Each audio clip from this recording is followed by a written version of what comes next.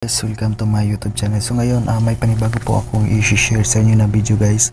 So kung gusto niyo i-post yung subscription niyo sa inyong Avast VPN, so ngayon ipapakita ko sa inyo.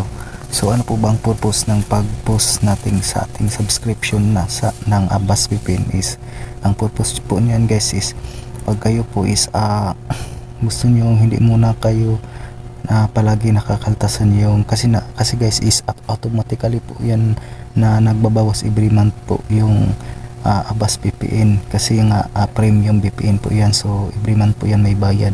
So kung hindi nyo na ginagamit yung Avast VPN guys, tapos gusto nyo i-cancel o i-pause, so ngayon para hindi automatically nagbabawas every month yung sa Gcash yung Avast VPN, ngayon ipapakita ko sa inyo kung paano natin i-post. So ngayon guys, punta tayo sa Play Store, tapos make sure guys yung Google account na nakalink sa inyong Avast VPN is naka-sign in po dito sa Play Store. Tapos i-click nyo ang profile, tapos i-click nyo ang payment and subscription, tapos i-click nyo ang subscription. So ito guys, ito yung subscription na nakalink yung Avast VPN.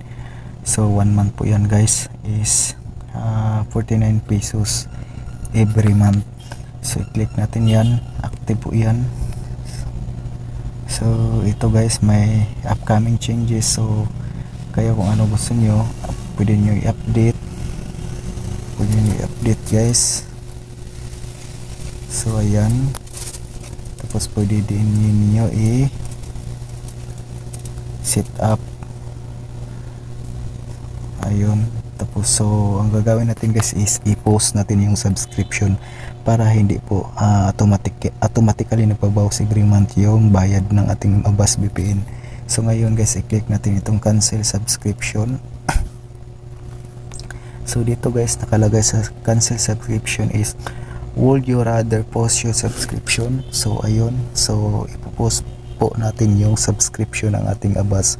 So ito po yung tatlo guys, post for seasonal uses or to save money. So ipopost lang natin guys to. So itong number to is resume anytime, so pwede natin siya i-resume anytime guys. Kung gusto niyo gagamitin na naman ninyo inyong Avast VPN na sa pagdating ng panahon, i-click, so pwede po siya kasi nakalagay po ito resume anytime. Tapos pangatlo po is keep your payment history. So ayun, so ang gagawin natin guys, ipo-post natin. So i-click natin yung post. So ayan, ito po yung mga date na pwede natin ipo-post.